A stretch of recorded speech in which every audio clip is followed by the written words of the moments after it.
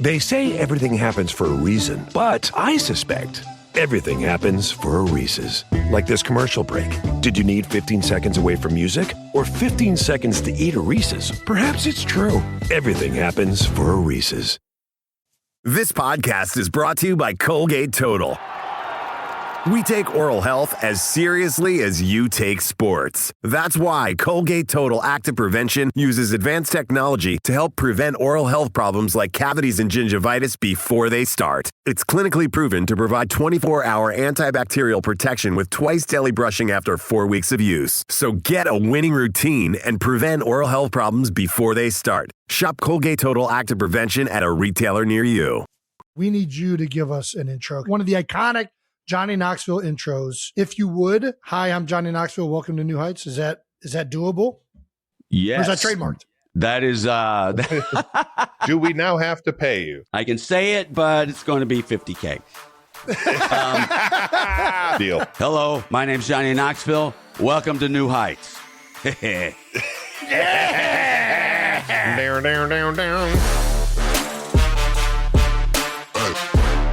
Welcome back to New Heights, ladies and gentlemen, boys and girls of all ages and sizes. A Wondery show brought to you by Enterprise. How about that? Who doesn't love it?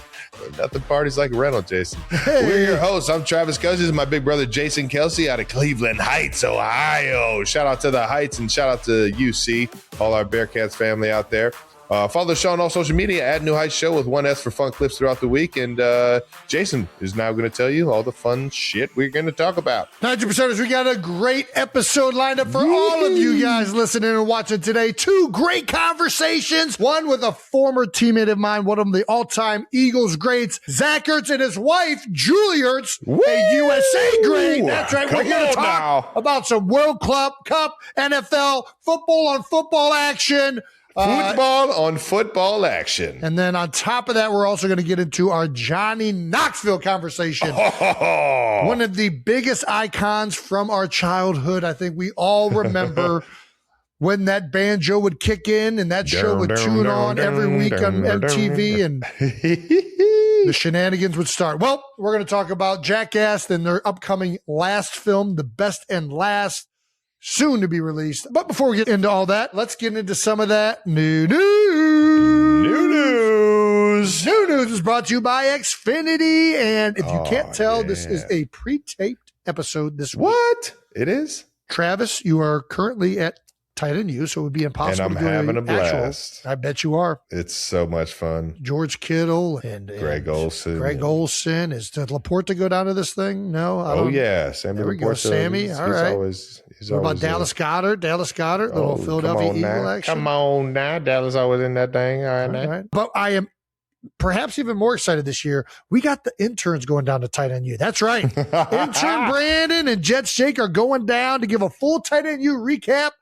And it's going to be awesome. That'll be out next week. I think that's a surprise to me. Did you know that, Trev? I didn't know that. Brandon and Jake headed to Nashville. They just wanted to go to Nashville. Is that what's happening here? Nash Vegas, man. Vegas. I'm getting some reps in on there. I'm getting some reps in on there. I have to find out what kind of athlete you've been dealing with. You gotta hit that new Kane Brown bar that just opened up, man. Ooh, we're going to have such a blast. Come on now. We're already having fun. We're having so much fun right now. Yeah, Brandon would be more of an H-back. Brandon would be more of an H-back. Oh, yeah. Oh, yeah. Oh, no. Maybe fullback. Might get him at a fullback. I want those all. He's not thick enough to be a true fullback. That's why he's got to be DH. Shoulders. He's got to move around. He's a tweener. He's a tweener. He's not. I'm a tweener. I'm not a tweener. I'll show you some fullbacks. All right, we'll get some reps in. Travis, give me on that jugs machine. I want to show you these hands. Jugs? All right. Here's the problem. If you're a fullback and that's what you do and you line up there, they're putting out a certain personnel. If you're an H-back, it's like, okay, we're not going to really try and shorten this guy's neck because he has a little bit more options here to be out in a bunch of different places. You're not physically capable to be. You don't think I can get a yard in the NFL? Is that what I'm hearing? I know for certain. Fullbacks walk I get a in yard. like this. Jake totally bailed this guy. I can get a yard. I don't know if I've ever seen you run before. You will. You're about to. Probably by the time this airs, you'll have seen me run. Please do not tear your ACL. I'm coming back from this with 0 hamstrings. So we're going straight from tight end U to beer bowl. So I'm going to be And see how it was Oh zero. my gosh! Yeah, All right. like, don't worry about it. I've never It's seen fine. either one of you run, but I've seen Jake walk, and I can kind of imagine how he runs. I don't know how he runs.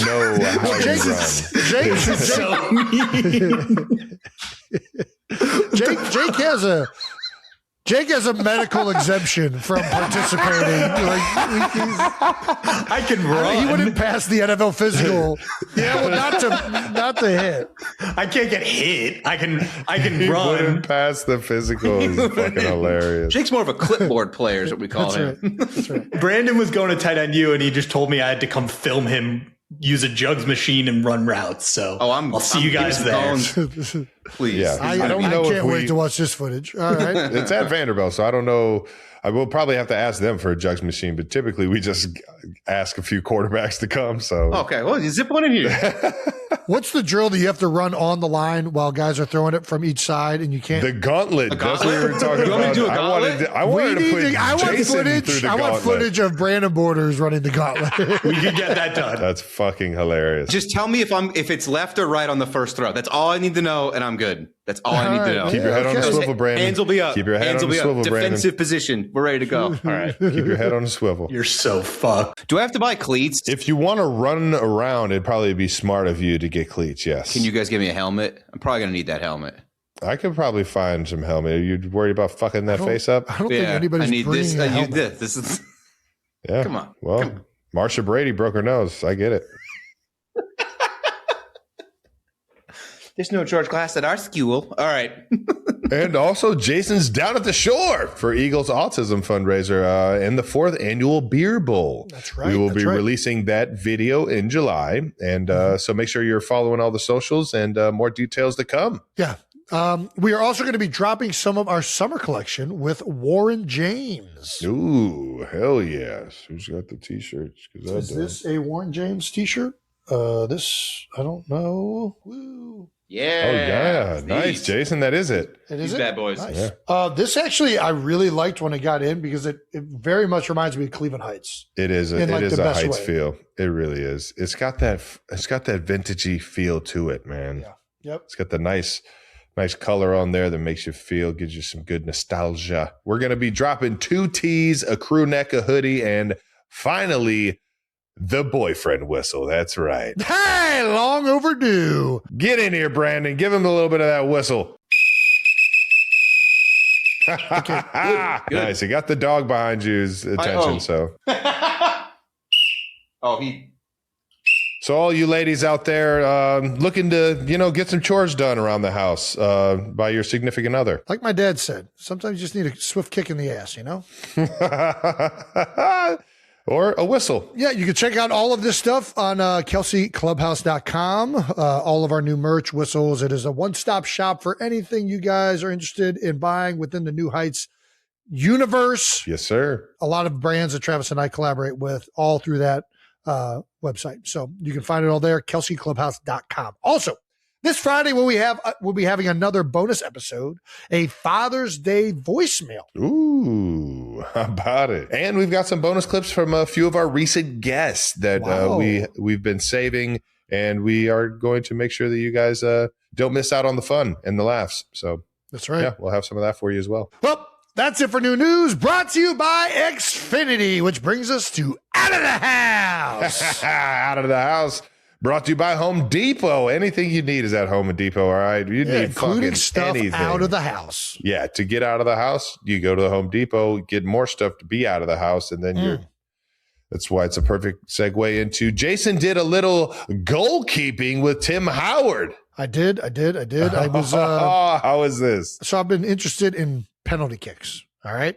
Penalty kicks decide a lot of World Cup games. I still remember vividly this guy Jens, the German goalkeeper. I believe it was the 98 World Cup, I guess. Okay. It's a quarterfinal game in the World Cup. It comes down to penalty kicks, and he goes in his sock and he pulls out a note card and he proceeds to guess which direction the shooter is shooting all 4 times. He saves 2 of them, and they end up winning and then proceed to win the World Cup. And I'm still like, what the fuck was on that note card? And it's just crazy to me that the biggest sporting event in the world comes down to this very niche thing that really doesn't have much to do with soccer. It's a very specific thing to penalty kicks. And 1 in 5 games is decided this way. And I've always wondered what's going through the goalkeeper's heads. How do you choose? I didn't even realize it was 1 in 5. 1 in 5. Crazy. That's elimination games. 1 in 5 elimination games. It gets that. Wow. It's that common. I mean, the games end up being tied after that first OT or however much longer they play. First 90 minutes. Yeah. Well, but they go to an overtime first. And then if it's tied after the overtime period, I think it goes to shootout. So through 120 minutes? I think something like that. Whatever it is. I'm sorry. I also just love watching them. And I've always wondered, how does a goalkeeper choose what side? How does a shooter choose what side? What's the technique behind it? So I engulfed myself in the penalty kick world and recruited the best USA goalkeeper of all time, Tim Howard, to teach me a thing or two. Hell yeah. And this is all on the YouTube channel? It is. We have some clips, I think, that they sent over that I don't know what they sent over, but. Oh, fucking Brandon, let's do this. Hopefully we sent over some good ones. Did you have the jersey on? I got a little bit of the soccer goalie jersey on right now. That's what I'm saying, Trev. That jersey would have been real good. Who the fuck is 17? No chance. No chance at all. So what? So tell me what you're thinking here. Fast feet. Nice hot feet. Fast feet. Nice hot feet. Tim told me. Tim told me fast feet. Oh. And it's the other way. They really sent the fun ones over. So this is all at St. Joe's University with the team. I got one. I don't know if that's the one that didn't go in. That's the one that I saved. Did you touch any of them? I'm not going to give it away. You got to watch the video, Joe. Oh, okay. All right. My bad. I did end up saving a kick, as you saw from that day. Yeah, I mean, listen, the stats behind penalty kicks are the goalie's not, if you're saving 1 in 5, you're doing a good job. If you save the goal in a penalty kick shootout, you want to save 2. Because if you save 2, your chances of winning the game are through the roof. The goal is to save them all, but I hear you on yeah, it's just not going to happen. I would always say the hardest thing in pro sports is hitting a baseball, because if you do it 1 in 4 times, you're like one of the best players in Major League Baseball, right? Yeah. Saving penalty kicks is hard. The percentage chance is way lower. It is a very hard thing to do. You're trying to guess left, right. They'll even go right down the middle on you. Then they can mix up the tempo. They can't stop as kickers, but they can slow down, speed up, play with the tempo and all that. Yeah. It is extremely hard to you're guessing. Yeah. So anyways, that video is out now on my YouTube channel. So you can check that out. And that was a fun out of the house, and shout out to Tim Howard for showing me, a thing or two. USA great. That's right. Gotta love that. Well, I can't wait to jump on YouTube and check this one out. Make sure everybody goes to Jason's YouTube channel, and you're not going to want to miss this one. Jason just getting out of the house is the best shit ever. Once again, Out of the House brought to you by Home Depot. Get out of the house. Go to Home Depot. Get some shit that you need to stay out of the house, because being out of the house is fun as fuck. Thank you to our presenting sponsor, Enterprise. Right now, the world's best soccer teams aren't the only ones scoring big, because on every corner kick goal, Enterprise is giving you a chance to win a car. That's right. The moment a corner kick is called, post on X, hashtag on every corner, hashtag sweepstakes and Enterprise. If a corner kick goal is scored, you could win a car. Winners may pick up their prize cars at an Enterprise or Enterprise car sales location on a corner near them. So can you post on X, hashtag on every corner, hashtag sweepstakes and Enterprise fast enough? It's time to find out. For more details and an additional chance to win, visit oneverycorner.com. No purchase necessary. Open to legal residents of the 50 U.S. states and D.C., Puerto Rico, Canada, Ireland, the United Kingdom, France, Germany, and Spain, who are 21 and older. Sweepstakes ends July 19th, 2026. Void where prohibited. Prize awarded if a corner kick goal is scored. For entry details and official rules, visit oneverycorner.com. Thank you to our partner, Xfinity. If you're a soccer fan, summer means one thing: the game is on. And when the game is on, it's time to host, whether it's in your living room or out on the patio. That's where Xfinity comes in. Their fiber-powered gig Wi-Fi is so reliable, you can literally host the world at your place and not miss a single moment. Not a single moment. We're talking low lag, zero stress, just pure, uninterrupted action from kickoff to the final whistle. Get Xfinity gig Wi-Fi to stream and host a beautiful game all summer long. Every match, every highlight, every dramatic penalty shootout. Plus, now you can lock your price for 5 years. Guaranteed. So, get your crew together, fire up the big screen, and let Xfinity handle the Wi-Fi. Head to xfinity.com/soccer to learn more. Restrictions apply. Speeds vary. Use of fiber coaxial cable. Thank you to our sponsor, the Home Depot. The FIFA World Cup 2026 is in full swing, and with the right watch party, every match is a contender for event of the summer. That's right. And it can all be enjoyed from the comfort of your own backyard. The Home Depot app comes in clutch with Host Prep. Find exactly what you need with the product locator. Get project ideas or even ask the Magic Apron AI assistant to help right from your phone. Plus, fast, free delivery on over 2 million items means you're not missing a single minute of the action. The Home Depot is an official supporter of the FIFA World Cup 2026. Get your home match day ready and visit homedepot.com/FIFA World Cup 26 to learn more. Thank you to our sponsor, Mentos Gum. The more in a routine you are, the easier it is to get stuck on repeat. Same commute, same coffee order. You know how it goes. All right. Yep, I sure do. Like when your brain gets hit on autopilot and you're running on a loop every single day. That's where Mentos Gum comes in. Popping a crisp, cool piece of their gum is like unlocking a new mindset to take on the day. That's right. Just one piece of fresh mint or spearmint gum. And suddenly you're thinking maybe it's time to switch things up, like putting on some music and heading outside rather than eating the same sad desk lunch. It sounds small, but that's the whole point. Mentos Gum helps you refresh the mundane by leveling up with a hit of cool freshness. Refresh the everyday with Mentos. Say yes to fresh with Mentos Gum. All right, let's get to Zach and Julie Ertz. Going to talk a little football or football. All in between. That's right. And this conversation is brought to you by HubSpot. Our guests today have a combined 2 World Cups, bronze medal, 2 CONCACAF championships, 2-time U.S. Soccer Player of the Year, 3 Pro Bowls, a Super Bowl championship, and they hold the Philadelphia Eagles franchise record for most receptions in a single season. Let's go! They're maybe the most athletically accomplished couple in all the sports. We have the Ertzes, Zach Ertz and Julie Ertz. Let's go!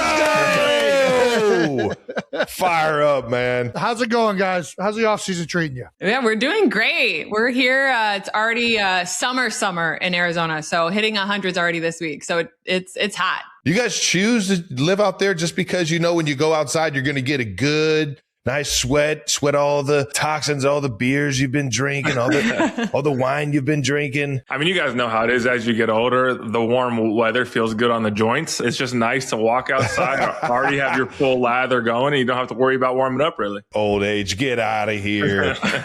Get out of here. How is the body feeling, though, brother? It's good. We're in a good spot. We're like 5, almost 6 months now from surgery.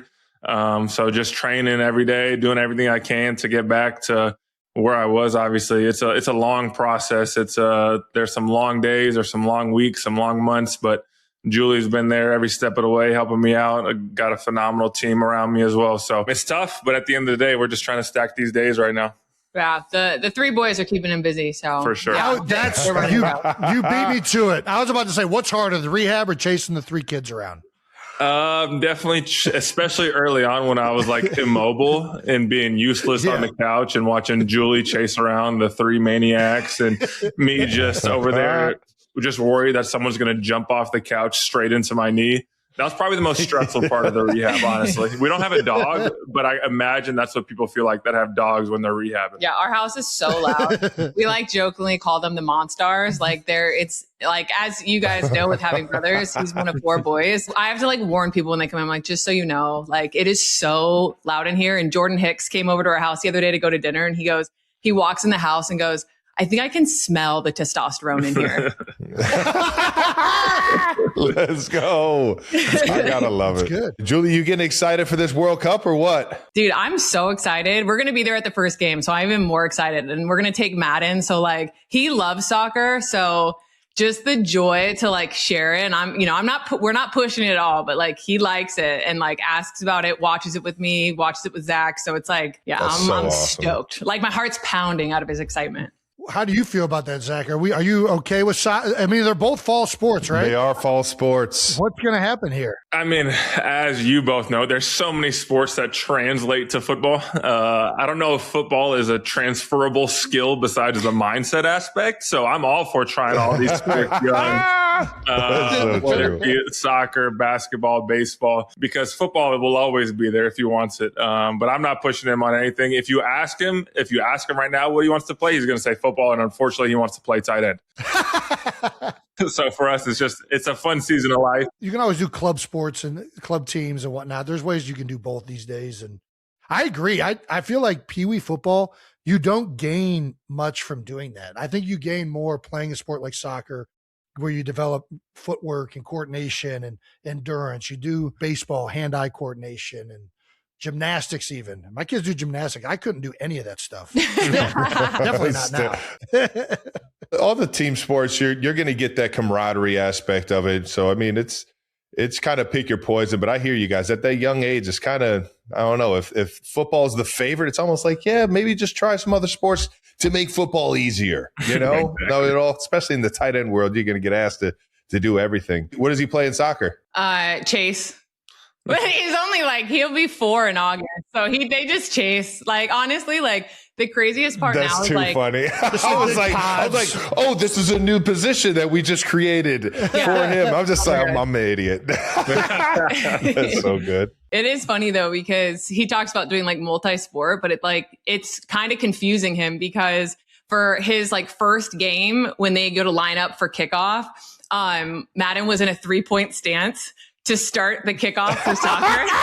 Let's go. It's like the funniest video. You want to talk about intimidation. Yeah, exactly. He was like staring him down. It's the funniest video. We were like, I'm laughing honestly the entire like time of the game and, keeping my mouth shut. I cheer really loud, but I'm just like zipped. He's 4. So it's pretty funny. Well, this leads in really well to our first kind of topic here. We have a little section called football versus football. We're going to ask you soccer and football questions as the resident experts in our lives of both sports. So let's go first question. Which one is the real football? Ooh. You can go first. Okay, well, I'm obviously going to say soccer. What a gentleman. Yeah. He just knows he's about to get destroyed. Soccer for sure, because I'm pretty sure soccer was developed way before like y'all started catching the ball, and then you barely use your feet. And sometimes you can go with a game without like a kick. I mean, really, I guess punt counts, but like, I mean, you could go technically without having a kick the entire game. I would agree there. Unfortunately, I would agree because I feel like their game has been around a lot longer than ours. And why did we call it football in the first place? I would love an explanation of why it was called football from the start. But of course, I'm going to defend our American football to the death. But at the end of the day, if we go over to Europe, it is a tough argument. We run on our feet, Zach. Everything starts from the ground up. You know that. Yes, you're right. Thank you. That is what I need. That's how I need to end an argument and walk away, just with that. And in soccer, they wear the long socks over the shin guard, so it looks like they have socks. What? Don't you guys wear socks? You guys wear socks? Okay, Julie. Good point. Fair enough. Good point. We have long socks too. Julie, have you ever tried to kick a field goal? So my dad actually kicked at LSU. He was a kicker. So I like grew up kind of like he would go and train kids to like kick and punt. So like I have an awareness of how to do it, but yeah, I mean, it's very similar mechanics. It's a little different, but yeah. So what's our farthest field goal? I got to know this. We got to know. People need to know this. Have we done distance? I think she could probably hit 30 yards. 30 yards. Yeah. When we were in college, we would do like a PK shootout, and I was in goalie and she was the PK taker. And Nice. It was really hard to play goalie. And dude, it blows my mind how close that PK is, dude. I know.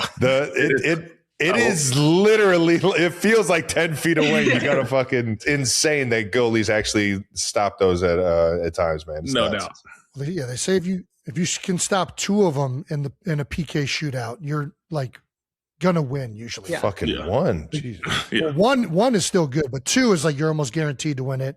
And then 1 in 5 of the World Cup elimination rounds usually are decided by PKs. It's not even playing the sport. It comes down to like this very niche thing.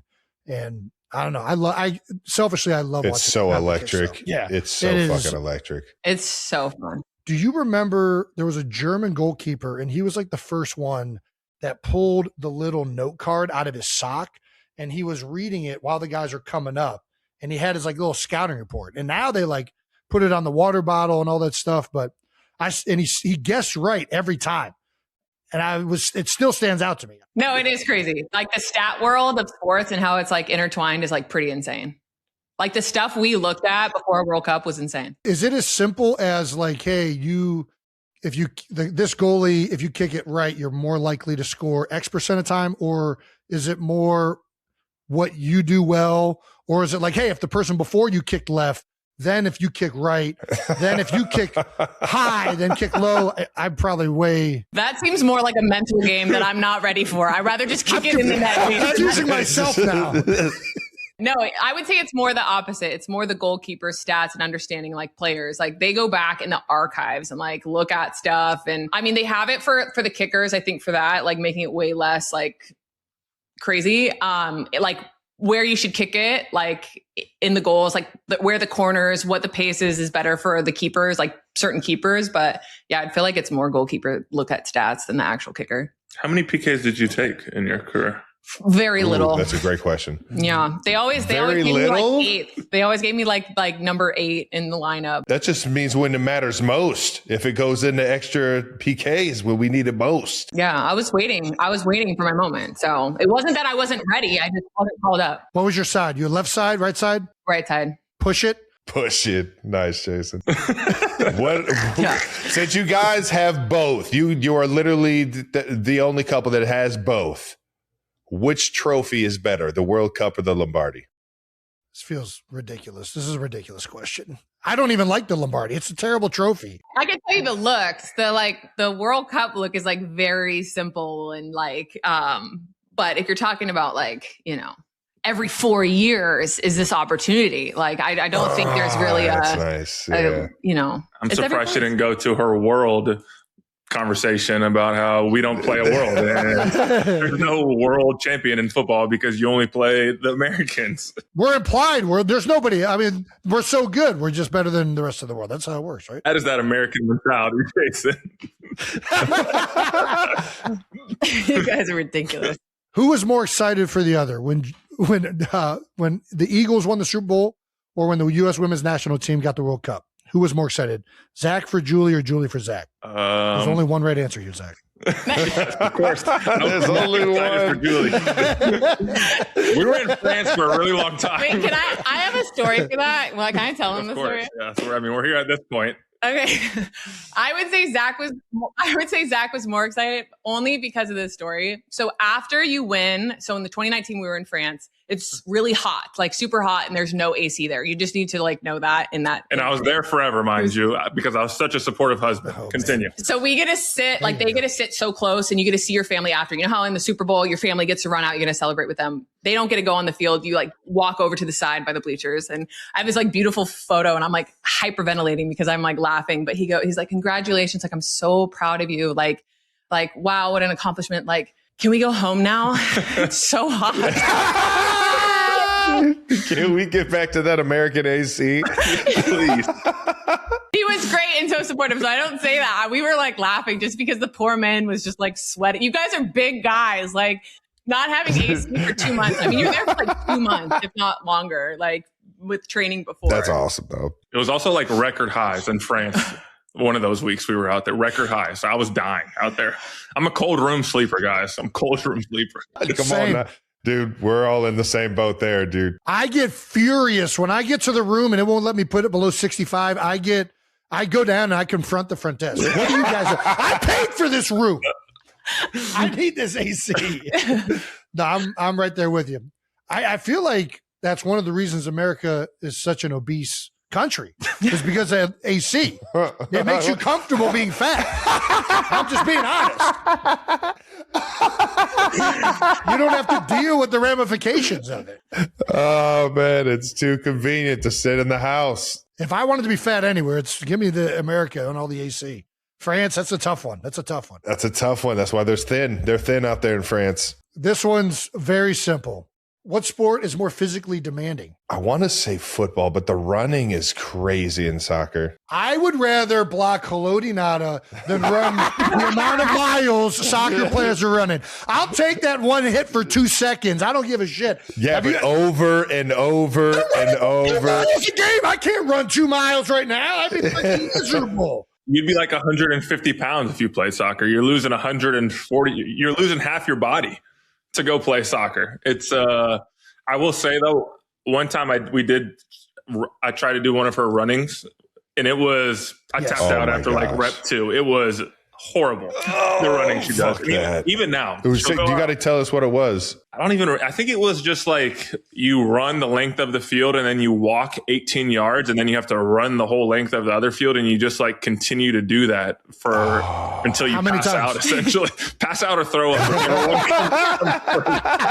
And I passed out after 2 of them. Yeah, exactly. No, I agree. I think if you're going to like physicality of like getting tackled by these ginormous men, like that would be the only thing that like is so different. But I think if you're talking about like taxing, I mean, you guys like after 20 seconds, you're like, let's come on in together and like, let's talk about some things. And then like, we'll go again. That's too good. All right, Julie, question specifically for you. Why historically has the U.S. women's national team been so much more competitive than the men's U.S. national team in soccer? Well, I think the investment of like the women's national team, I think we started in 85 was our first league. And I think before any other country kind of really put money into their federation. And so that I think the commitment to the players that were before, right? Like Michelle Akers, Mia Hamm, like all these players that really like invested their time and effort to make it what it is today. But yeah, I think the biggest thing is really probably just the investment in the federation to kind of allow a spot for the players to, you know, make it is what it is now, right? Like we wouldn't have been as successful without those players, like getting paid nothing, like doing it strictly because they believed in the game and to make it like, you know, a dream for us, right? To be able to pay and do that for a job. Also from the men's side, most of the high athlete men in the U.S. play either football or basketball. Would you guys agree with that? Like, I feel like we're not getting as much of our high caliber athletes playing soccer. That some of these aren't true. Me and Jason say this all the time. The best ticket in American sports is on the court at an NBA game. If we got some basketball guys, like if LeBron James was a goalie. Could you imagine them? 6'9", Could you imagine those big feet trying to dribble the ball though? That's the only thing. Yeah, I don't know how many, like, even if you were putting GOAT, like who's the best players to ever play soccer, like I don't think they're averaging the size of 6'7", but I'm not sure. I do think people are starting to play it a lot earlier and like committed to it now. And they're making some, you know, there's some really top players out there, but yeah, I mean, I will say, like, when it comes to American youth sports, you kind of just do one sport a season. Like growing up, it was baseball in the spring, it was football in the fall, it was basketball in the winter. And you watch some of these documentaries from these other countries, some of these soccer greats. It's like they're playing soccer in the fall, they're playing indoor soccer in the winter, they're playing beach soccer in the summer and spring. And that's all they're doing. Like if you played baseball your whole life, none of your skills are translating to soccer. And so I feel like in America, we're just like, we're creating this like good at a lot of different things and you're developing the athlete. Whereas in other countries, you're developing soccer specific athletes because that is the pinnacle in pretty much every other country. As you can tell, we have this conversation all the time. We talk about it all the time. Seriously, though. All right. What's harder, playoff football or World Cup soccer? What a horrible comparison. Both are really I know. Listen, I don't like the question any more than you do. I don't like, but I had to ask. I should have just skipped it. I think playoff football is harder at the beginning of the World Cup when it's like the round robin, best of 4 teams, and the top 2 advance. Ooh, that's a good. And then from there, it's probably pretty similar. Yeah, that's good. That's a very good answer. Yeah.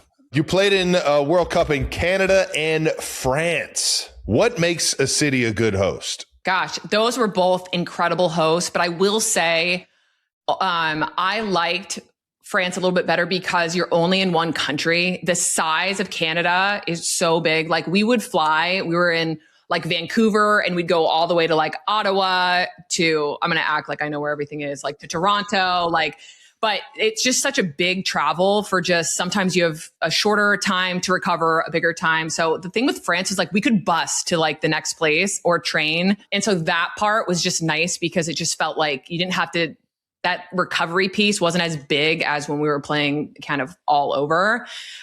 So that's what's interesting because this World Cup for the men's is, it's attached to Canada, attached to Mexico. So there's a lot of travel kind of going around. So great host cities for sure, like just because the cities are incredible and they'll make it that way. But as a player, I loved having it so close because we would bus and it's like,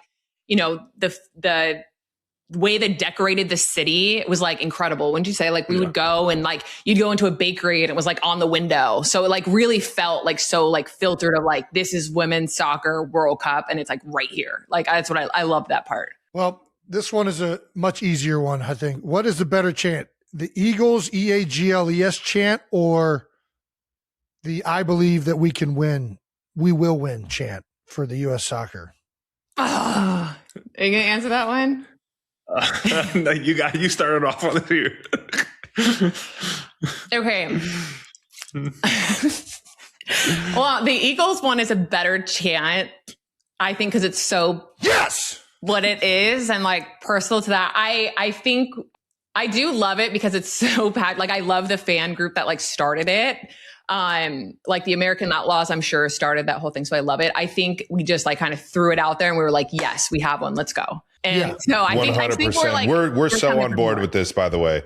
Yeah. We're trying to find new chants for American soccer team. 100%. But it is fun when you win to cheer. When you go like this and you're singing the song when you win, it's incredible. It rocks. Yeah.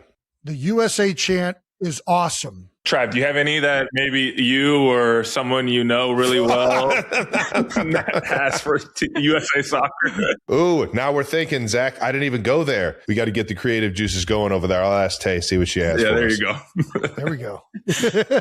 Yeah, I believe that we will win feels so yeah, why the fuck would you not believe you can win? I don't know what's this. It feels very I get it. We're the underdog a lot of times. We're trying to exude confidence, but I don't know. I was over in Brazil and the Brazilians were doing a chant for the men's U.S. World Cup down there. Okay. And I was like, ooh, what are they saying? It was Brazil versus Chile.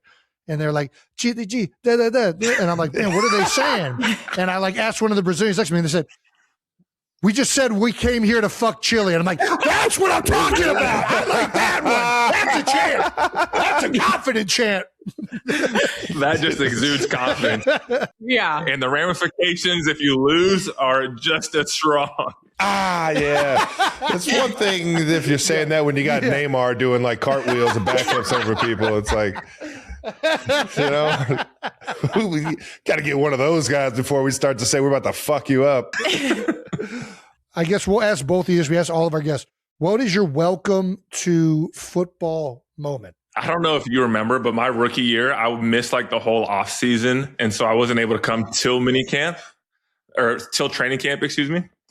And seeing Michael Vick in the first row in team meeting was insane as a guy that grew up watching him and playing with him on video games. And then, but on the practice field, the O-line wasn't there, but Chip Kelly used to have us do this 5 yards apart tackling drill. And I was his rookie. I didn't really know any better. And Trent Cole and Connor Barwin are on the other side. and it's a 5-yard box. And if you tried to avoid them, you're kind of viewed in a different light. So it was like 10 minutes of just getting picked up and driven into the ground. And my shoulder hurt. I'm pretty sure I had like a grade 2 or 3 AC sprain after that. I missed like a week of practice because it was just Trent Cole and Connor just picking me up and throwing me to the ground. Cincinnati Bearcats' finest, baby. There you go. Getting after you, man. Fuck. That sounds absolutely miserable. I remember my rookie year, we had this special teams drill called the Star Drill. And it's essentially the same thing. You would get put between like a 5-yard box, or they set up some cones, and it was like basically simulating the original kickoff where one guy would be like back to you, turn around, and have to like try and block a guy. And if you stopped them or like you pushed them out of the lane, you won, and vice versa. If you got past them, you won. And I remember I felt like I was fucking dominating. I was like fucking giving them the hezzy. I was giving them like I was running routes. I was doing a whole bunch of just nonsense, like shit you wouldn't do if you had to go and tackle somebody on kickoff. And I actually did a spin move on a guy one time, and the coach came up to me, Coach Tobe, I love, still special teams coach to this day, came up to me and said, "Hey, Kelsey, don't ever fucking do that again." You're never going to you're going to get killed if you do that in the game. Don't ever do that again. And that was your last rep in special teams altogether. Exactly. It's all right. You don't fucking get it. Get out of here, kid. Julie, what do you got for us? I mean, not as similar to that, but probably as close as you could get. I played defense, so obviously I had to go up against Abby Wambach, who's just like known for being in the air. So probably just getting like blasted in the face and just like trying to like suck it up. And you're just like, they're like, "Oh yeah, you good?" And like, some of it, I'm like, it seemed a little excessive. Like, was it just like, welcome as being a rookie, or like, and you're like, "Yeah, I'm good."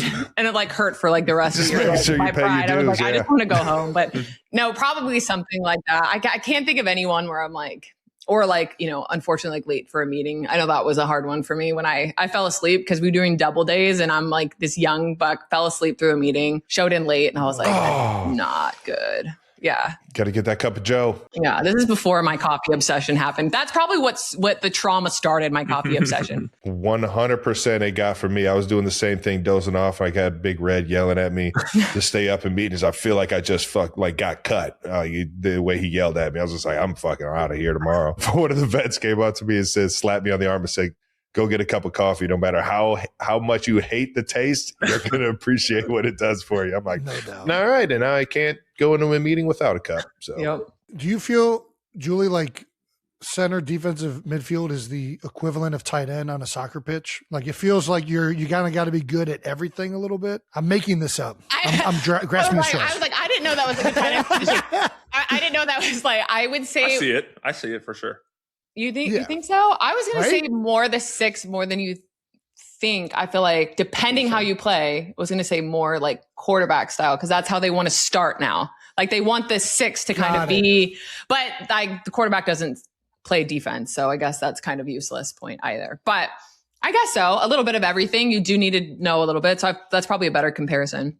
I don't know where that came from, but we're going to get to our next section. We got to ask. All right, is it true Zach is the reason Jason showed up to training camp with blonde hair? I can answer that. Yes, it is true. What was the bet again? Are we allowed to talk about it? Oh, we're allowed to talk about it. I'm trying to remember right now. I remember. It was, what was it? It was the off season where it was like looking I was getting traded well before training camp. That's what it was. Yes. And I essentially hadn't been there all off season. I had ankle surgery, so I was missing OTAs anyway.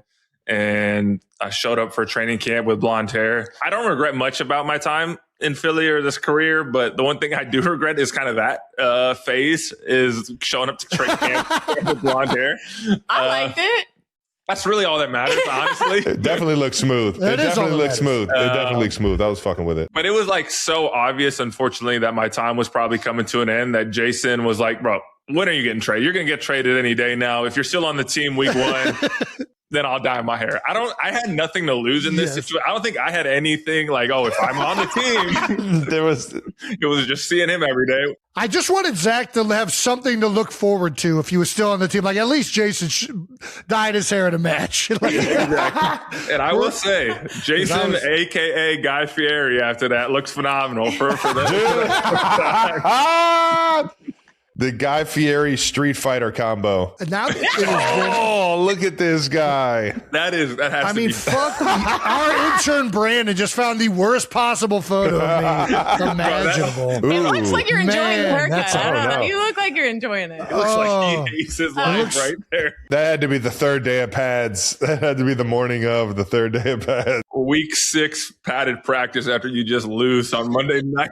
Yeah, I don't think Kylie liked your hair as much as I like Zach's hair. But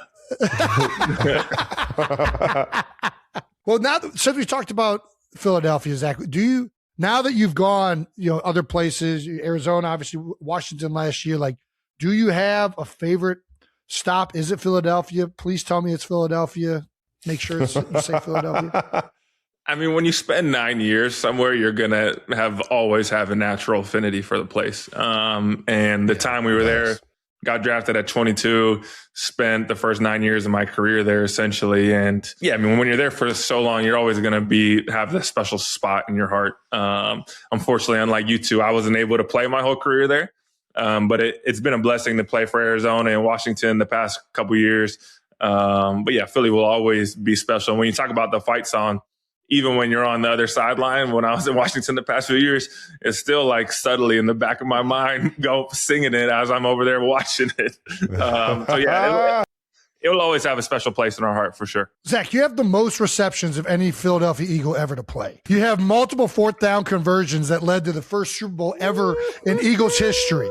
My only claim to fame is that I had a lot of stars. They were just like, hey, he's out there. He's out there again. He keeps doing it. He's doing the thing again. Right? You're forever an Eagle. Like, dude, it was, anyways, it was such a fun time having you in Philadelphia. I know you're still doing your thing, so we can't reminisce too much. You're still going to be someplace this year.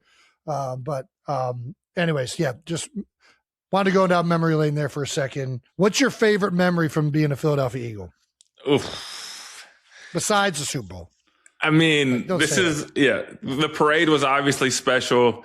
I think the thing I look back on fondest is like our core group of guys that we had together for a long period of time with you, Lane, BG, Fletch, myself. Like, it wasn't easy all the time for any of us. Like, there were times where like we would get killed in the media or whatever it was. And it's like, I always knew you four always had my back regardless of what we were going through. And I hope you guys felt the same about me. Yep. And it is a little emotional talking about it. I don't know why. But just like going through that, I would say just being around the guys, no one's going to remember about how many yards or catches or starts we had. But I do remember the day-to-day grinding in the stories of you kicking over trash cans because you didn't like the way a coach was treating someone else, or Lane hiding your helmet, or those are the things I remember about the day-to-day. I don't remember in week 11 how many catches or yards or if we won or not. But I do remember like those sorts of things the most. Those are my favorite stories to hear because that was Jason all day and every day growing up as a kid, and some of the teams we got to play on, I get to cherish some of those memories too. But a good Jason blow up always does the team well somehow. It's just like, all right, he's getting fired up. Let's fucking get this thing going, baby. I still owe the Cleveland Heights hockey program a foosball table. That wasn't anybody's fault but yours. Yeah, I know. That's right. Yeah. If we really want to go down memory lane, that story of kicking over a trash can is like level 1 out of 100 stories I have. That is the lowest on the totem pole. But we're not going to do that. Most shareable. This is a family-friendly program. You'll save it for a roast. Yeah. If there's ever a day to roast Jason, just bring him along. That's right. Oh man, there a lot of material for my teammates. No doubt. So Zach was just talking about what it was like being a former Philadelphia Eagle, thinking about the teammates and the memories there. Is the same thing with you and the women's national team? Oh yeah, I think when you step away from something, you don't realize how special it is. Just because, Yeah, like when you're so soul focused, right? Like whatever the task is at hand of like, you know, I have to be the best player to do this. So you're on all the time that you kind of forget to just like really understand, right? Like how cool this is. And I think stepping away from it and being retired for a couple years, you're like, whoa, like what a special time. And every time now I see somebody or like see a teammate from the past, it's like instant connection because just nobody else understands but that locker room. And I think that's the coolest part is like, regardless of everything, it's like, wow, those, like you've gone through something. And I think that's why I also just love sports so much is like the people that come in your life and, you know, that support you, love you, teach you, everything. So yeah, I feel the same way. And I think even when my favorite thing is like when you get back together, like when you guys all got back together, like recently and like all the Eagles guys together, it's like you can see the joy. Was awesome. Yes. And like it exudes, like you see it because it's just like an instant connection. You go back right where it was before, like you left. And it's the same thing. I got to see a couple teammates this past week and I'm just like, man, like, so, and it's just funny, right? You have those stories and like nobody else can really like understand that. And it's like the only time you're like you, right? Like the full you. Now I like, you know, have to mingle with other people of like Madden's like classmates and stuff, but it's like nobody knows those stories, right? Like with like so I love it. That's so cool. That's awesome. Zach, when you got drafted to Philly, did any part of you feel bad that it was over me? There's no chance. They stole an opportunity for me to play with my brother. I think the better question is how long did it take you to get over me being drafted? Yeah, he's still not over it, Zach. Yeah, he's never still to this day. Multiple Super Bowls later, he plays with Pat Mahomes. He's still not over it. Absolutely ridiculous. Absolutely ridiculous, Chip Kelly. I get it. He smoked you in the Pac-12 for years. I didn't know at the time, like Jason was on the team already. I didn't really know the dynamic of that. But over the years, there's definitely been like, Jason, you know, Zach, Travis was doing this. Maybe you should try that. And Jason trying to just let me know how amazing you were doing every game, even though I already knew as well. Stop it. So, yeah, I wouldn't say I apologize, but it's not too late. Jason, you could come out of retirement. I know Creed Humphrey still got it. Maybe you could go create some water or something. That's right. Too funny. Zach, do you have a Mount Rushmore tight ends? That's a great question. Obviously, for me, I think Jason Witten is on there just because he was the guy that like I always watched and someone I modeled my game after. I would say Trav would be on there. Obviously, as a 2013 class member, phenomenal player. I would say Gronk, obviously, probably the most dominant, complete Big tight end. And you can't put yourself on. Travis put himself on. So you are very welcome to put yourself on. Telling everybody that, doesn't he? And I'm sure I'm gonna forget someone, but I mean, Tony Gonzalez has like every tight end record ever, so I don't know how you could say that he's not on there as well. TG. So I would say those four are probably my personal favorites. Julie, you got to give us yours. Mount Rushmore women's soccer, U.S. women's soccer. Let's just say Mount Rushmore of women's soccer outside of the greatest era of women's soccer. I'm terrible at this. So pre-2012. Pre-2012. Okay. Pre-2012. Okay, so you have Michelle Akers, Mia Hamm. You have, Julie Foudy is one of my absolute favorite. Who am I missing? Put her on then. She's on there. Christine Lilly, that's four. Okay, there you go. That was just my first one that came to my mind. So there it is. Boom. That I didn't play with. So now people are going to be like, well, how dare you not say this person? Very clear. Yes. All right. Well, it's all right. At least you didn't put yourself up there. Yeah, that's great. Well, congratulations to you guys. Awesome. Thanks for coming on. We really appreciate it. It's awesome talking to you guys. Yeah, appreciate the stories. Appreciate the time. Zach, you already know how much love I got for your brother. There's been so much respect throughout the years. And you already know, still doing it for the class of 2013. Not a lot of us still doing it. Julie, being able to see you and your career from afar, you're literally one of the best to ever do it. Appreciate you guys jumping on, having some fun with us, and listening to us make up some kind of nonsense. But we're bringing it back home. Bringing it back home at the end of the day. No doubt. We appreciate you guys, man. Yeah, this is funny. This was a great time. All righty, thank you to Zach and Julie Ertz so much for coming on the pod. The best, man. They really are. I mean, I loved them when they were in Philadelphia. So happy to see that they're both still killing it. Brand new twins out there. They're so down to earth. They're going to be just the absolute best parents, and those kids are going to be awesome. But they're also going to be fucking hella. They're going to be really good at. They're going to be whatever very sport athletic. they end up picking. Yeah. It sounds like Zach is really hoping for football, and Julie is really hoping for soccer. Come on, tight ends. So we'll see where they end up. Once again, that conversation was brought to you by HubSpot. Thank you to our partner, HubSpot. Hub who? HubSpot. It's software for your business. Oh, that's it? No, that's not it, actually. It's also got all your customer info in one place. Who are they? What they bought? Every conversation you've ever had with them. So you never have to guess what to do next. That's right. You just know. Big difference. Huge difference. Check them out at HubSpot.com. Thank you to our sponsor, Allstate. Checking Allstate first. That could save you hundreds on car insurance. That's right. Not checking if your car windows are up before you go through the car wash. Rookie mistake. That's not a light mist. That's a full interior remodel is what that is. Yeah, checking first is a good idea. So check Allstate first for an auto quote. I could save you hundreds.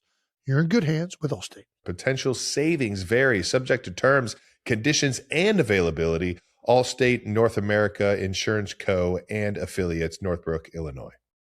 Thanks to our sponsor, Planet Fitness. There's no off season when it comes to taking care of yourself. And Planet Fitness makes it easy to stay locked in with over 2,900 locations and most clubs open 24 hours. And you can get after it on your schedule. Plus, with the Black Card, you get access to the Black Card Spa, hydro massage, red light recovery, everything you need to recharge after going hard. That's right. And the best part, you can bring a friend anytime. Black Card memberships start at $24.99 a month. Get strong at Planet Fitness. Join the club today in person, online, or on the free Planet Fitness app at planetfitness.com.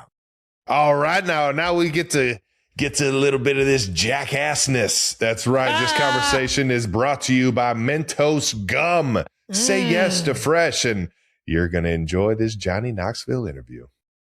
Our guest today is a writer, actor, and bull enthusiast from Knoxville, Tennessee.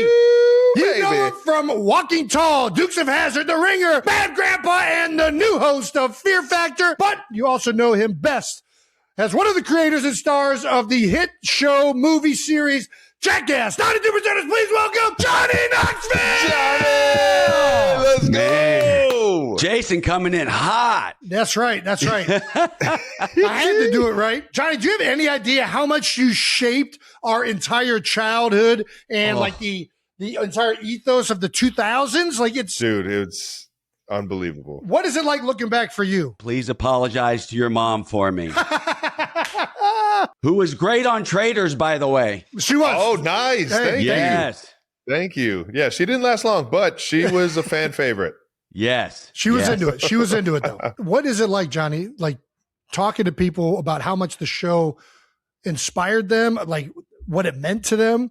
Like you had people glued to MTV, like ready for the next lifestyle. It still is, but it's, I promise you, I remember immediately going to the grocery store and jumping in a shopping cart and getting tossed out of that thing. Yeah, it's wild because we didn't even think the show was going to get on television, and nor did we think anyone was going to watch. So we were constantly surprised along the way, and that it means something to people is just, it blows us away because it's something we created with our friends. You know, it's very odd. It's a very intimate thing to us, but it's kind of everyone's now. Was the original pitch to MTV? How if you didn't think it was going to get on TV, how did you get it up and running? Like, how did that kind of unfold? I was writing for different magazines, and I was trying to pitch this idea to test self-defense equipment on myself, like stun gun, taser gun, pepper spray, and then I was going to shoot myself. Well, I did shoot myself with yes, you did. with the bulletproof vest.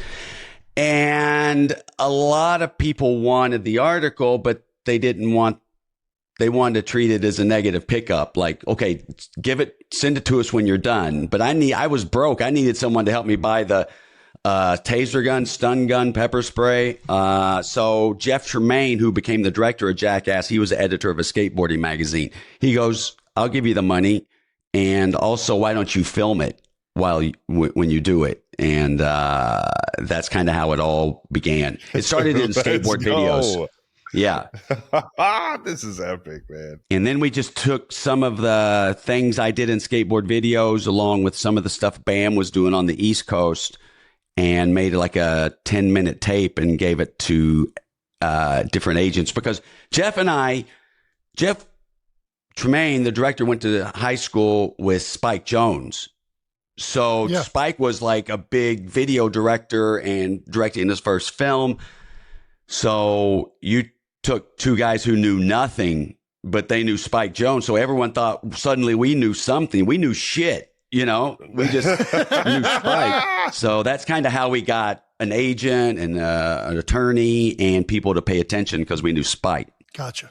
Well, Jackass Best in Last. How do you feel about it? We loved it. We both saw it. Thank you for giving us the little premiere to check it out before this. Some of the best skits. I mean, is that the gist of it? It's like you guys are compiling all of your favorite ones. How did you get to the, I don't even know if skits is the right word, but the best versions. Skits, bits, whatever you want to call them. Sure. It's like half new footage and half of our favorite bits that we've ever filmed. And Spike Jonze directed a new open and a new close.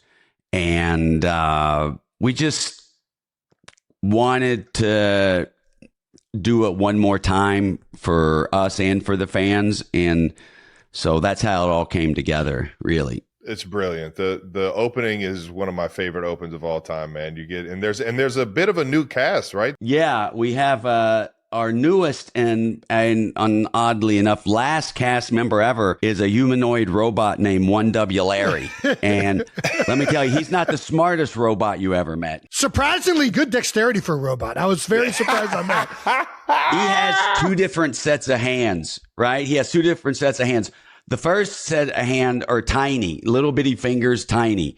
But for the ones we did a little bit called the robot rectal exam, he puts on these big steel rectangular fingers with a lot of right angles. And Steve-O really took one for the team. How does that work? How does Steve-O he's got to bend over. But does he raise his hand for that? Like, how does it go to Steve-O? Or do you guys just know which guys picking out of a hat? Who's choosing Steve-O? Jeff and I will. Sometimes people will raise their hands for things. Sometimes will be written specifically for them. But for that one, we just kind of landed on Steve-O, and Jeff went and talked to him. He's like, "Yeah, dude," because Steve-O from the first movie refused to put the toy car up his butt because his dad was upset over it, and I think that really got under his skin. So now he's putting everything up his butt. So I mean, I'm serious. Just I'm not to even really joking. stick it to him. Yeah. It's crazy. Yeah, that was fun. And Adam Ray, the comedian, does the voice of the robot, and he's so Shout funny. out to Adam, baby. Yeah. Adam's super talented. He kills it. Yeah. No, you guys did a great job with the robot. And like Trav said, the intro, very Jackass intro, like on another level. I mean, I don't want to give away too much. I don't know what we can give away, but if you love the Jackass intros, you're going to love the intro for this movie. I will say, being older now and watching it, I don't know how you feel, Johnny. I feel more of like a sense of when I was younger, just laugh out loud, no care in the world for what's happening to this guy. Now that I'm older, I'm kind of like, oh man, why is he doing that? Like, there's going to be like I feel a sense of like, there's ramifications for these decisions. When I was younger, I didn't think about that one bit. Well, the culture has changed so much, just there's so much more information on like concussions and this and that. And it does make you think like, oh man, I should have went to college, but I didn't.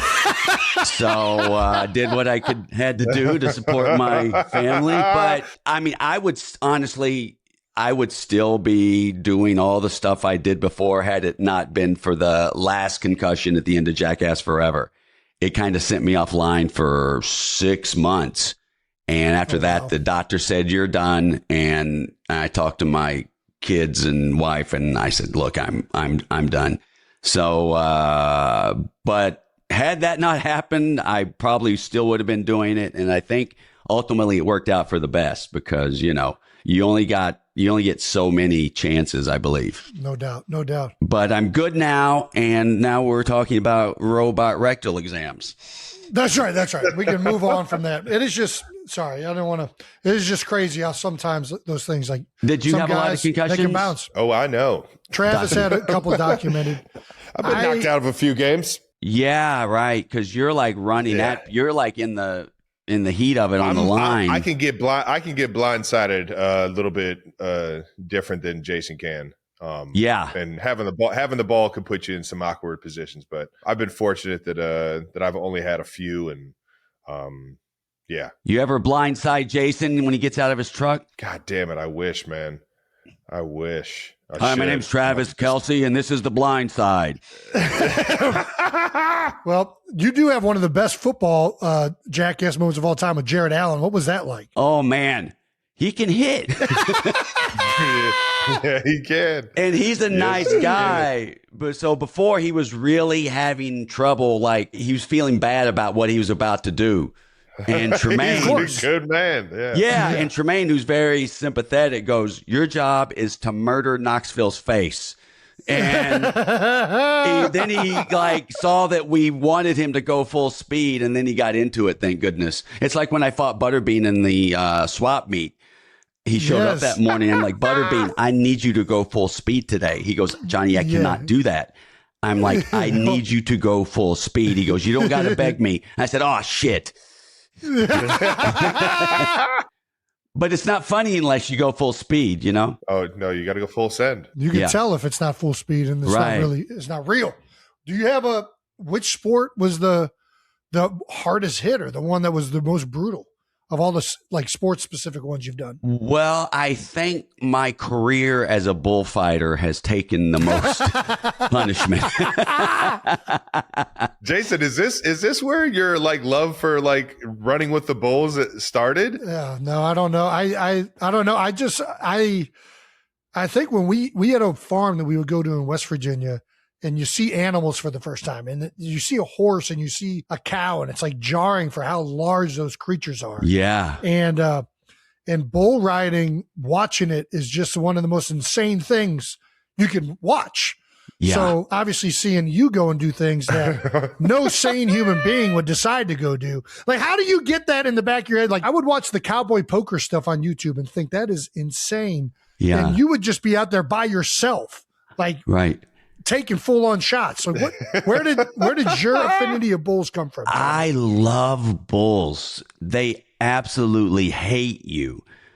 And really, and they hate movement. They don't care about colors or anything like that. If something's moving, they want to make it stop.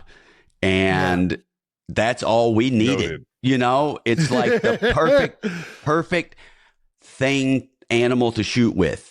Because you're going to get footage. And I think a lot of my love for them comes from like all the great footage we've got. And I know, and like what was going to happen to me was kind of inconsequential, really. I was just wanting the footage. So, they're wonderful animals. They're so smart too. You can't like fake the same way twice with the bull, because if you go left that second time, he's going to be sitting there waiting on you. Oh, no. Yeah. Oh, no. Oh, yeah. Oh, my gosh, man. He had to learn the hard way. I know a lot about bulls, and I kind of learned on the job. They're amazing. So you're going to run with the bulls?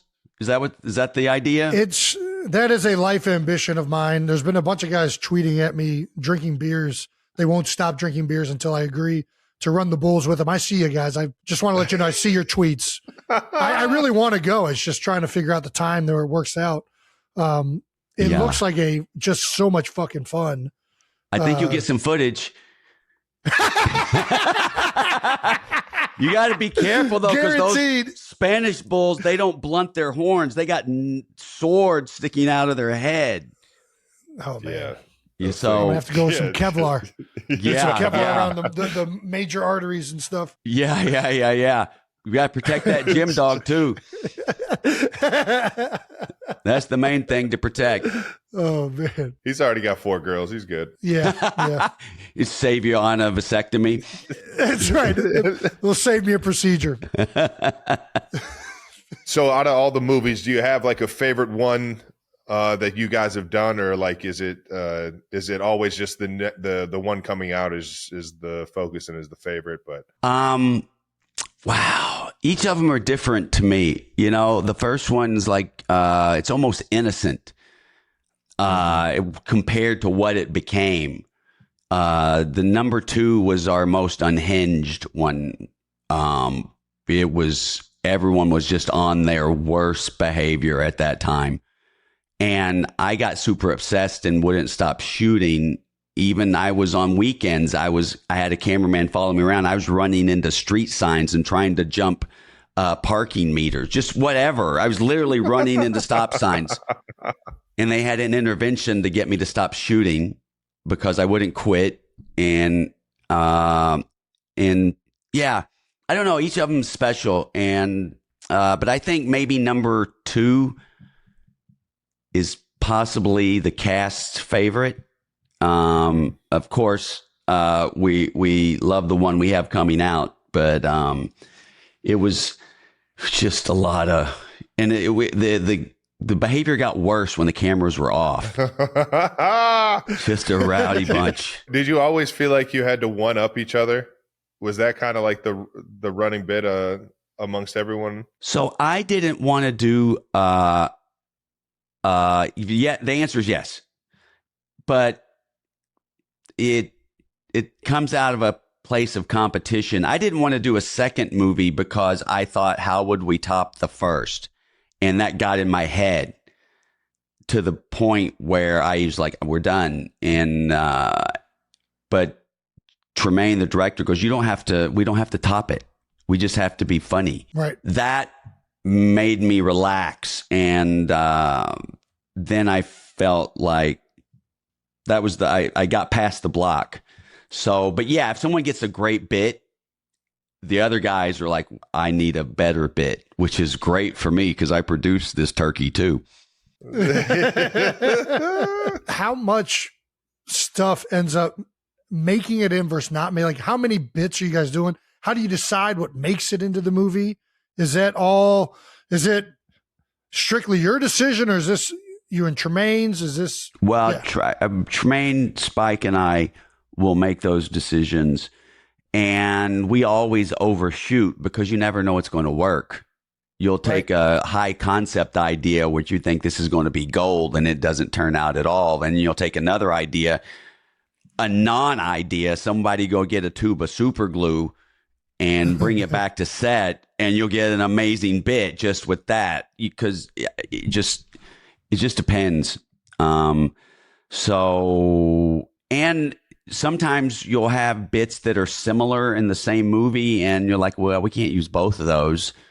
Or we'll have too much gross stuff, or too much blunt force trauma, or too much of this. So we kind of spread it all out. I got to talk to you about one of your most iconic bits. Did you think that Bad Grandpa would turn into what it is? Oh my God. Talking about anxiety.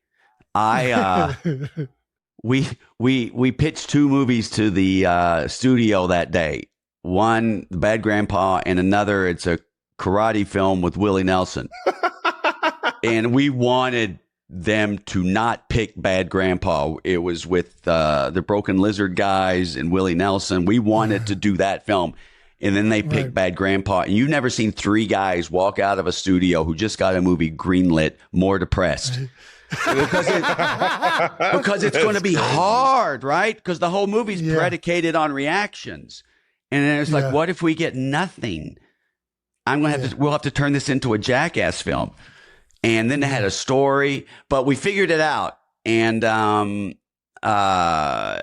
had to sit through makeup like 3 hours each day. And I was bummed about that. But after the first day of shooting, we got good stuff. Didn't make the film, but we got good stuff. And I used the time in the makeup chair to prepare for the day. And again, all my anxiety went away after that. And I was like, we got this. So Bad Grandpa, oh man, that was fun. It was my dad's favorite thing we ever did, So good. Yeah. My old man loved Bad Grandpa. Irving's a real, he's a dirty old man.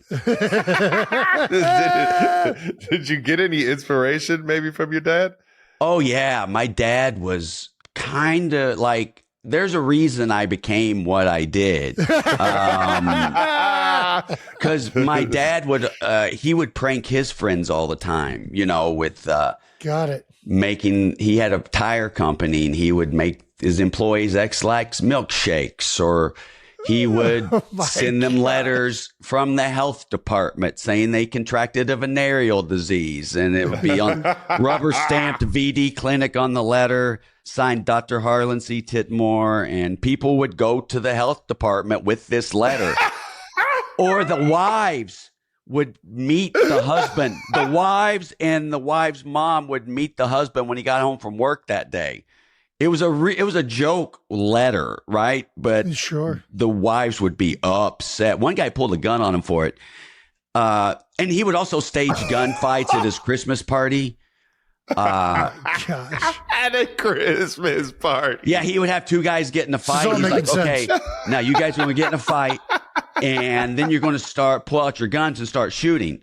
And then everyone runs out into the street. So the next year, there's two new guys. He goes, hey, guys, so you guys are going to start fighting, and then you're going to pull out your guns and start firing at each other, and it'll scare everyone, out of the party. So they did what Dad told them to do, and they pulled out their blank guns, obviously, and start firing at each other. But Dad had given everyone else in the party blank guns. So they fired at those two dudes, and those two dudes ran off. Oh, my gosh. Yeah. This all adds up. What does your dad have if Bad Grandpa was his favorite bit, what was your dad's least favorite? He didn't like when I did stunts. My family didn't like to watch me do stunts. Because of the, because, Something back it up. I go night sometimes. We're going to do a quick round of Jackass superlatives. Oh, right? Shit. Yeah. That will be quick because there's probably two. All right. Worst idea. Oh, for a special we owed to MTV, we owed 3 specials usually when we're promoting. And I had an idea to do, for the first movie, a town hall where everyone could ask all the guys questions because we were in the news a lot for copycats and everything. Yeah. And not only did all the guys show up wasted, me too, everyone,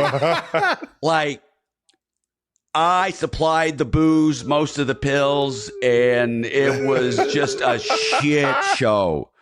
Like the guys were answering the worst questions possible to whatever the town asked. Kurt Loder moderated it. And at one point, Dave England, who's wasted, keeps jumping off the stage.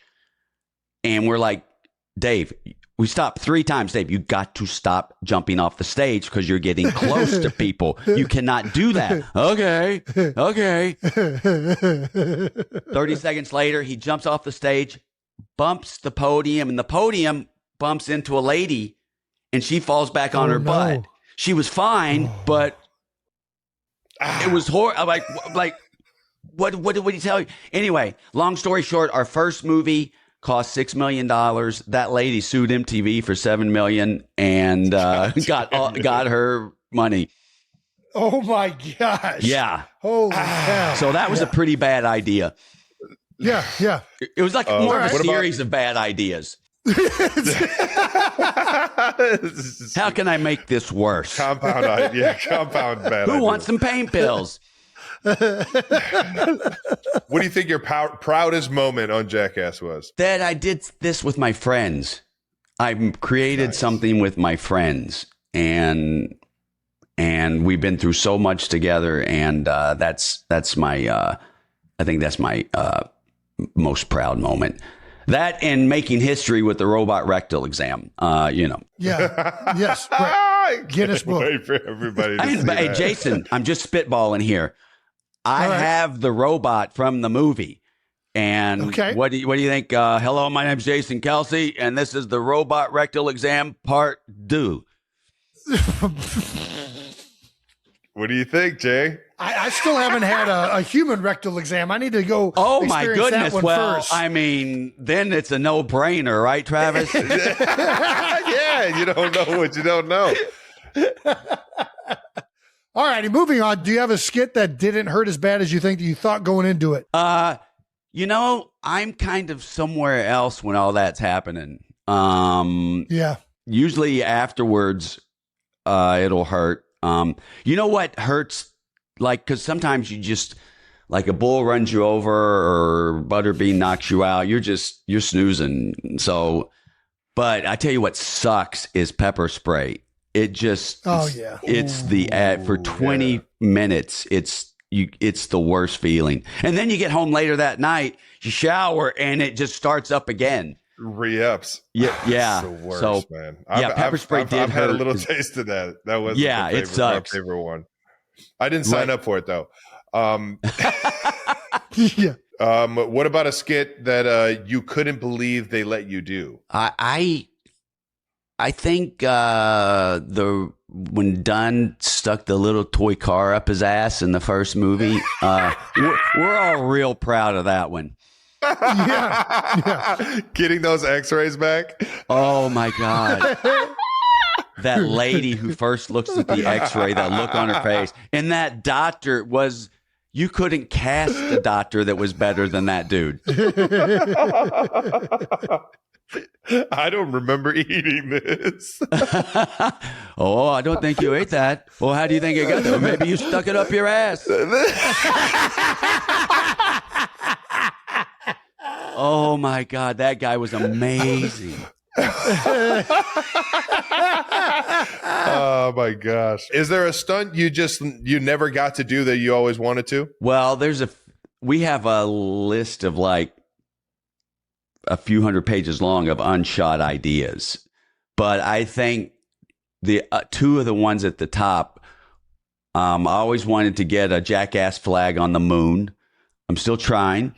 And and Dave England, who the aforementioned Dave England, who cost Viacom $7 million, only has one nut. And we always wanted to get him like a new nut. And we decided we want to get him a new nut that lights up. And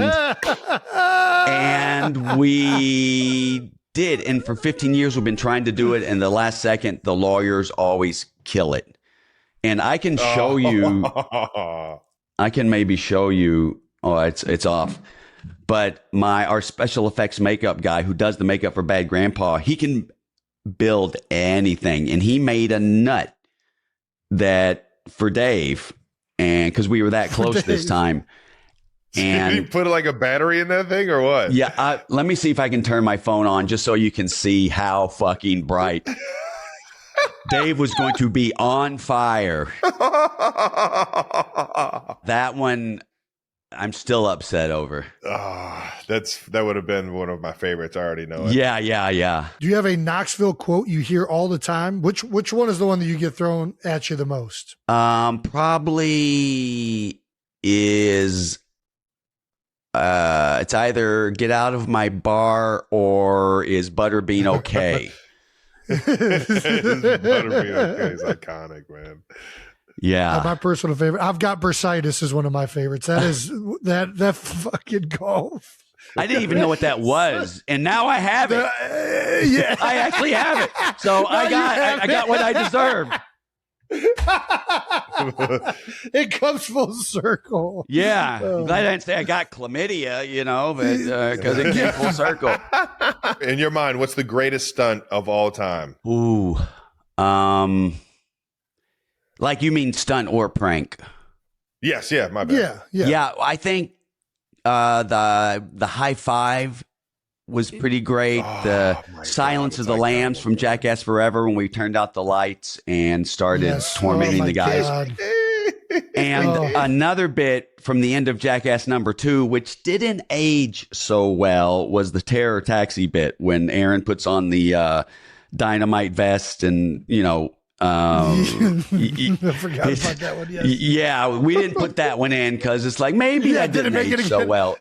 Yeah, I don't know if you can see, but can you see?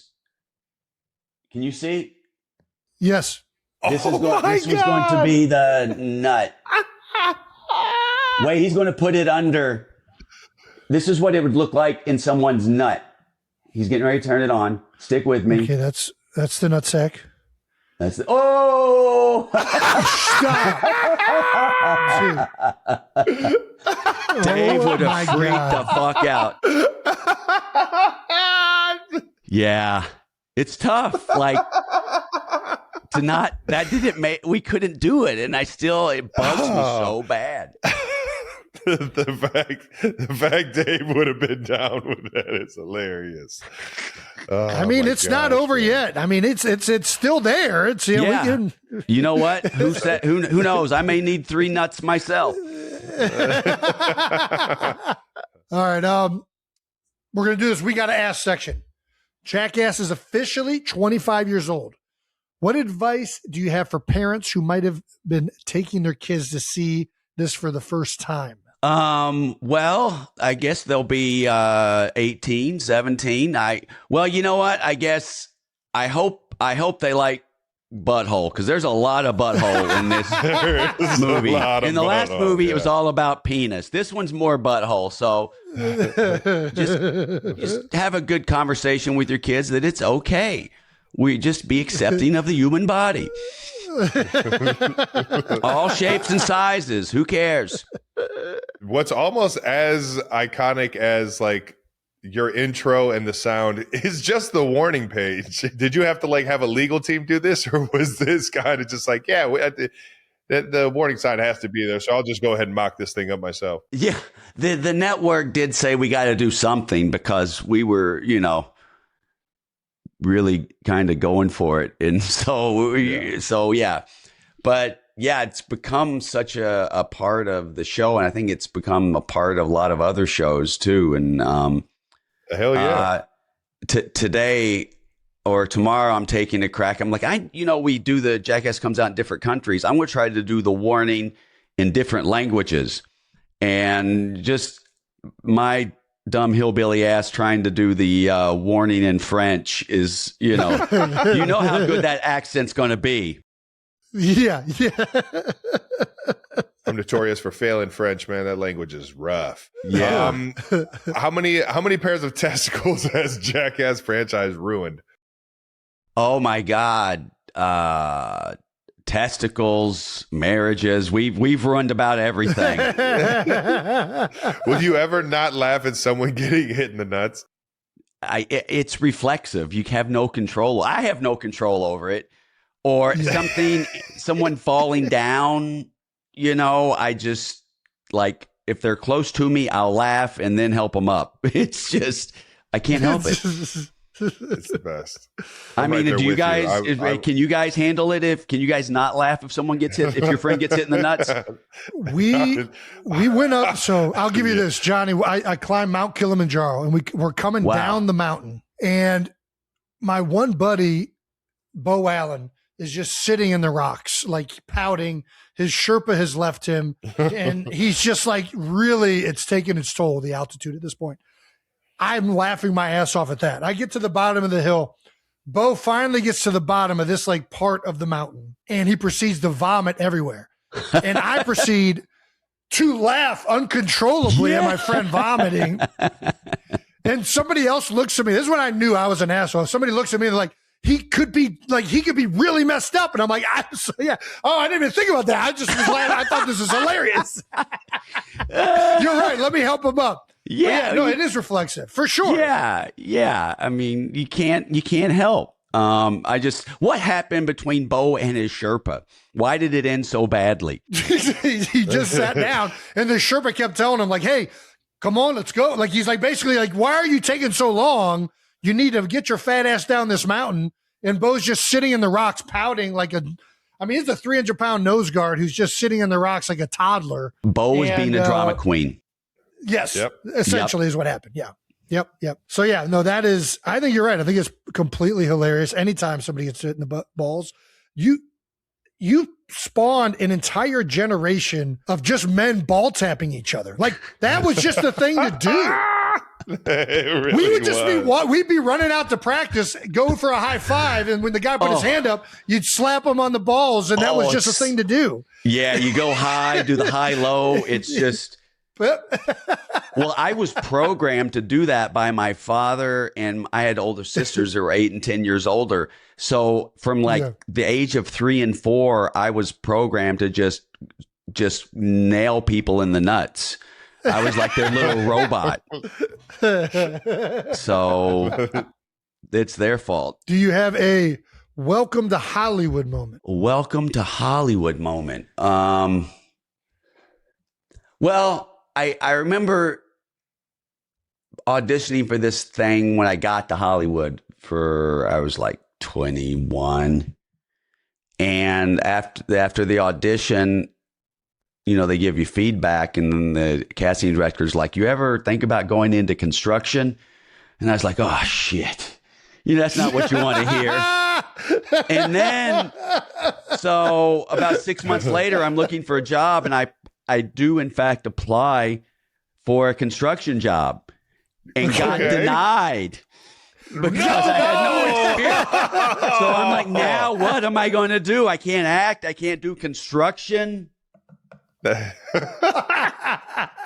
Holy cow, that's great. Welcome to Hollywood, baby. That's right. Welcome to Hollywood. It's hard to make it.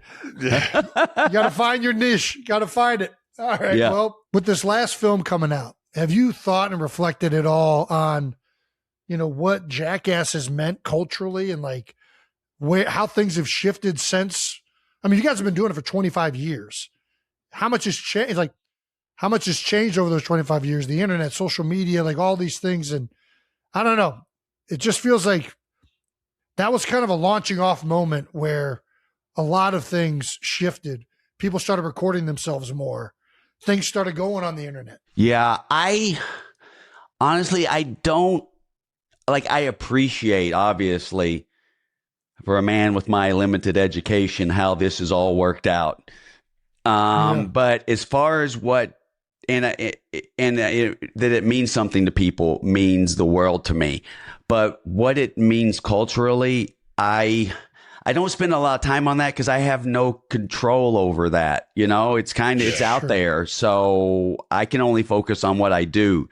I'm glad that it means so much, but I can't spend too much time thinking about the other part of it. Makes complete sense to me. Makes complete sense. Make something really fun with a bunch of buddies. Do it for 25 years. Other people like it, and that's enough. Yeah. And you get paid, and that's good. Of course. You make a living. You make a good, honest, hard-working living. There you go. Yes. Better than construction? Yeah. I'm unqualified, so I can't answer. Would never. You'd be hard pressed to meet a man who's less mechanically inclined than I am. Well, Jackass has meant so much to not only our childhood and our friend group growing up, man. We can't fucking thank you enough for the memories, all the fucking countless laughs that are still fucking going on today as I watch this new movie, Best and Last, Jackass, Best and Last. Ladies and gentlemen, in theaters June 26th. You're not going to want to miss this one. Johnny Knoxville, man. Thank you so much for coming on the show, dog. Thank you, fellas. I really appreciate it. Johnny, you're the man, brother. Thank you. Alrighty, thank you to Johnny Knoxville. Dude, what a fucking awesome, legend. Man. What an absolute legend. It's just so fucking cool we get to actually have conversations and ask him about the beginning of it and how it all came about and where it's at now. And I bet you it just keeps going. I mean, I understand that it might be the last one that Johnny does and it might like change the name or whatever, but they got some new faces and some people that could really carry the torch, man. Yeah, I'm sure they do. I do think that Johnny is It's unique. too good. It's too good. Yeah, but I think Johnny's a unique figure. Like, where do you find a guy? I hear you. I mean, he was just born to do this. Yeah, you're right. Right from the opening scene of the movie when he shoots himself in the fucking chest with a loaded gun. I mean, he's a maniac, but he's like lovable and like gregarious and just the best. You could tell like everybody has brought so much to that universe and that world, but you know, Knoxville is just such a freaking unique figure that really kept that thing together for so long. Hell yeah, he is. Shout out to these guys and shout out to Johnny for perhaps their last Jackass, the best and last. Make sure you check that out. Once again, that conversation was brought to you by Mentos Gum. All right, that wraps up another episode of New Heights. Thank you to Zach and Julie Ertz and Johnny Knoxville. Make sure you check out Julie's new pod with Kalia Watt, Style of Play, wherever you get your podcasts, and go see Jackass, Best and Last, in theaters June 26th. I promise you won't be disappointed. Once again, New Heights, a Wonder show brought to you by Enterprise. Nothing parties like a rental. All right, now. Follow the show on all social media at New Heights Show with 1S for fun clips throughout the week. And thanks to this New Heights production team for being so amazing. But more so, thank you, 92%ers, for tuning in every single week.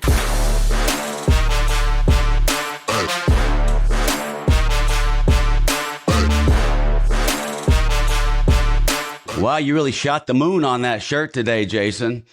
Jesus Christ, I knew I was giving you a compliment. Jeez, Louise. God damn it. This guy's so insecure about his shirt. The seasons are changing. The seasons are getting brighter. The whorehouse called. They want their drapes back, Jason. Just kidding.